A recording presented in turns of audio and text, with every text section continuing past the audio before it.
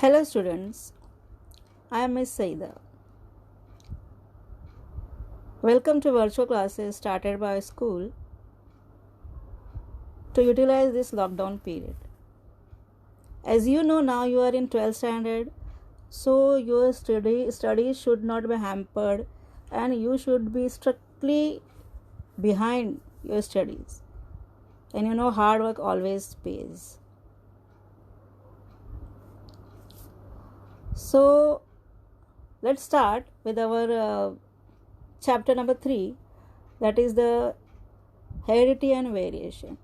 See, now the syllabus has been changed. Previously 19 chapters were there, and now this year there are only 16 chapters.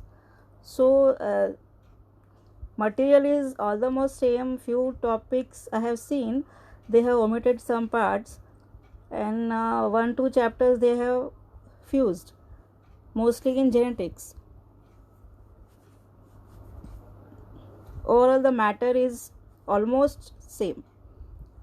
So this third chapter, genetic and variation, will start today.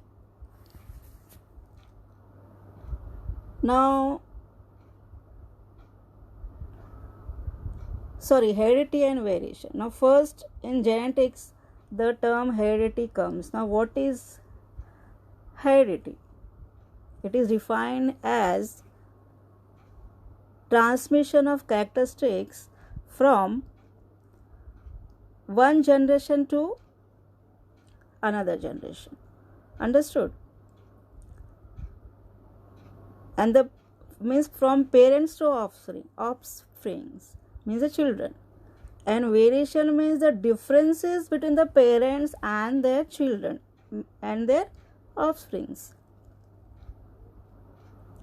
Now these differences, they are termed as variations. Now what is genetics? It is a branch of biology that deals with the study of heredity and variation.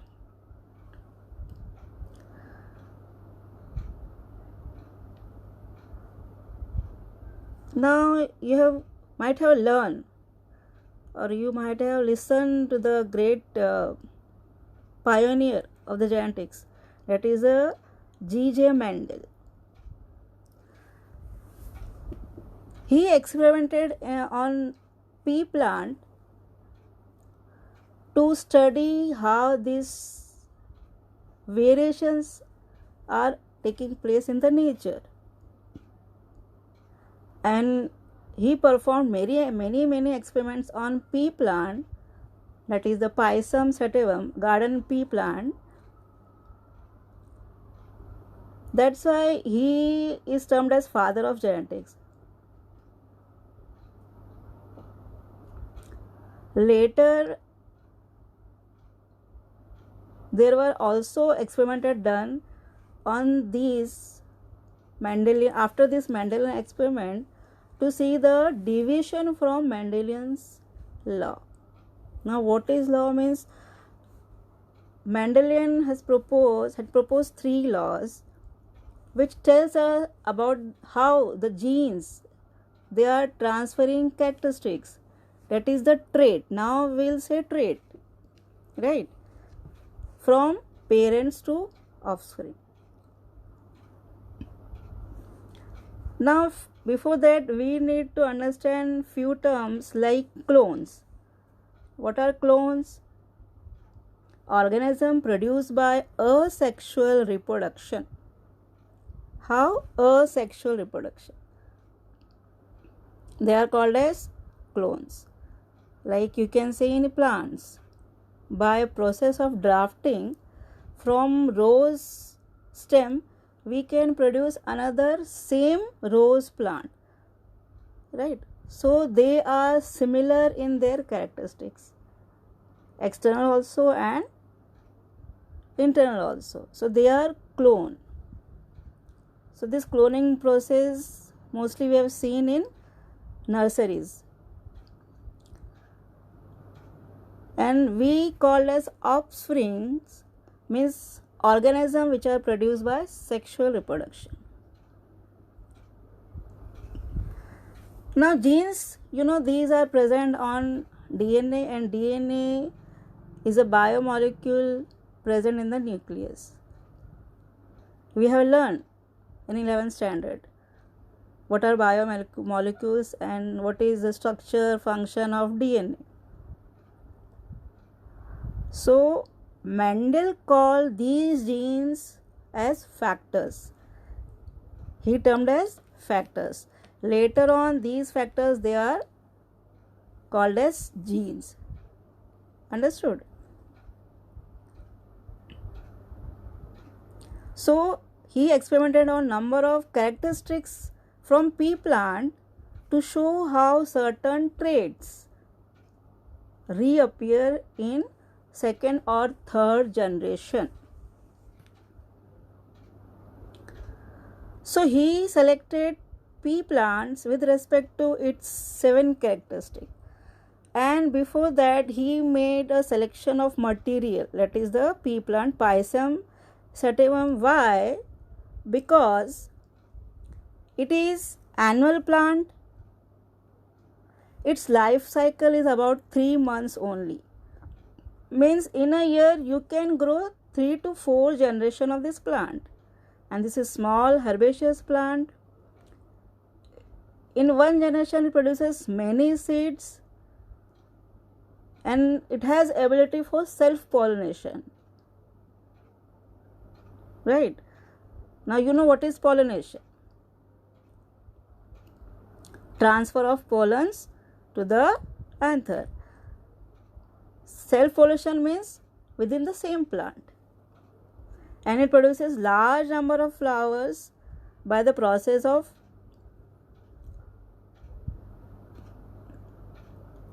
it produces large number of flowers, and emasculation can be there. Means removal of pollens before fertilization is emasculation, and produce large number of fertile offsprings. So these are the few characteristics of pea plant which Mendel chose. Now second was the selection of characteristics. Which characteristics has been chosen by Mendel? These are first stem height, means tall and dwarf. And for tallness of the stem, capital T was used, and for dwarf characteristics, small t was used. Second was seed color. So yellow and green seed colors were chosen. Then seed shape, it is round and wrinkle. Pod color, green and yellow. Then flower position, it is axial and terminal. And flower color, colored and white.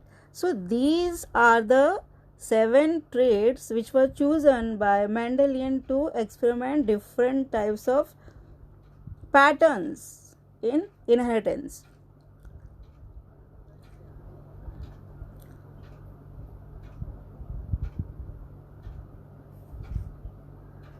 Now see, to the left means tall, yellow, round, green, inflated, axial and colored. All these characteristics, they are dominant characteristics. Means when first fertilization takes place, these characteristics, they are expressed. Means visibly we can see. And dwarfness to the right of this, that is dwarf, green, wrinkled, yellow, constricted, terminal and white. These are the recessive characteristics. What do you mean by recessive? Which are not able to express after first fertilization, or you can say hybridization, when mixing takes place. Understood? So as we have seen these 7 characteristics, Then few terms are there we are supposed to learn or remember to understand or to study genetics.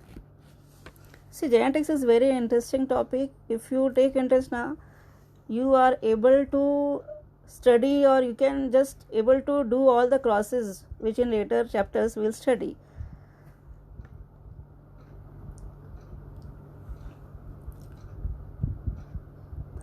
Now, first main term is the character. What is character in terms of genetics? It is feature of the organism, means height of the stem. Next is trait. Trait, it is called as, it is an inherited character, means tall plant or dwarf plant. Then comes factor. What is factor? It is unit of heredity. What is factor? It is unit of heredity. Then comes gene. It is a segment present on DNA. Then alleles. What do we mean by alleles? When two or more alternate forms of a gene are present, they are called alleles of each other. Alternate forms of a single gene, they are called alleles. And they are occupied, or they are placed on the same loci, or you can say location, on the chromosome, mainly homologous chromosome. Now, just now I have said what is dominant characteristics, which is expressed even in the presence of alternate allele. Means for a single characteristics, two alleles are there, the dominant will be expressed with respect to the present allele of its character. And then comes recessive. Recessive means it is an allele which is not expressed in the presence of an alternative allele. So if alleles are there, one, if it is dominant, it will be expressed, and the other, which is recessive, it will not be expressed. So this is the difference between dominant and recessive traits. Now next term comes, that is the phenotype. Phenotype is nothing but the external appearance of an individual for any trait. What is phenotype? It is external appearance of individual for any trait, like color of hairs or color of eyes. These are external features. And what is genotype? It represents the genetic constitution. Means suppose color of eyes we are considering, what is its genetic makeup, right? How the genes, which genes are representing these? And the genetic constitution, entire genetic constitution of any individual is called as genome. What is called as genome?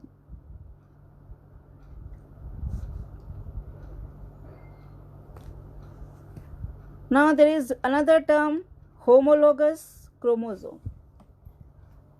Homologous means what? Similar alleles for a particular trait, pure trait.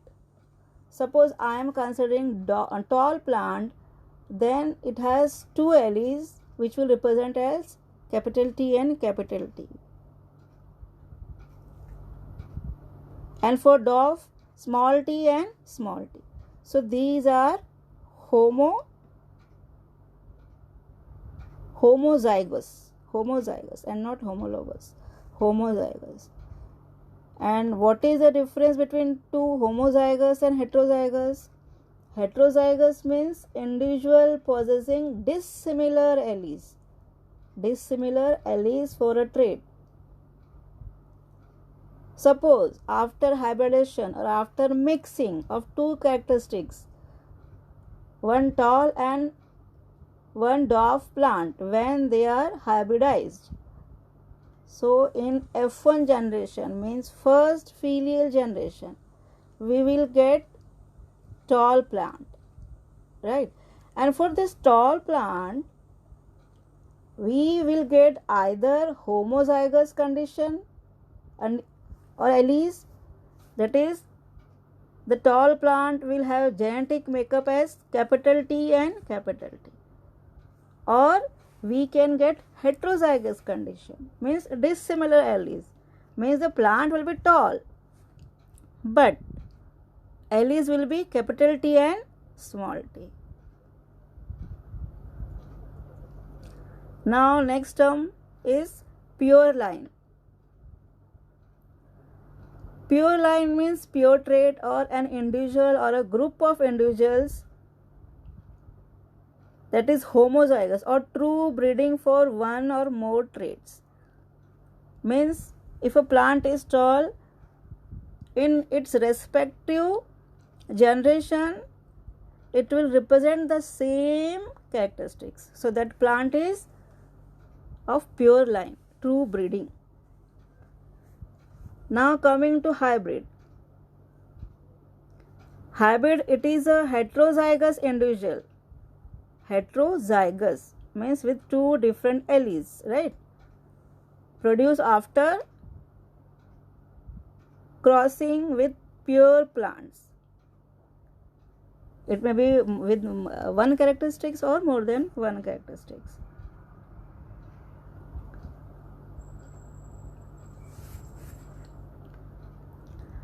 Last term but not least, that is the monohybrid.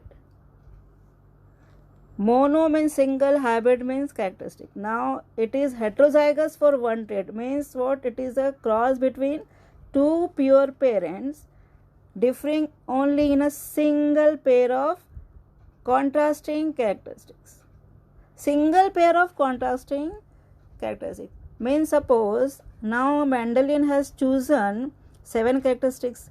If we will consider only seed color, that is yellow seed and green seed, and we cross them with each other, so in F1, it is first filial generation, after mixing over, after hybridization, they will produce monohybrid. Means the genetic makeup will be for monohybrid cross. Only one single characteristic is taken from two different plants. Understood? Similarly, we can take tall plant or dwarf plant, or we can hybridize pod color, one pod color green and other yellow. So these are single characteristics. So this is called as monohybrid. So this is all for today's lecture, students. I hope you have understood introduction of genetics and what characteristics were chosen by Mendelian, and how he has selected the material, why he has selected this P. Pisum sativum, that is garden pea plant. This we have seen, and the main genetic terminology we have understood in today's topic. I hope you have understood this. So in next video, we will continue with the same chapter. Till then, take care. Bye. Stay home, stay safe.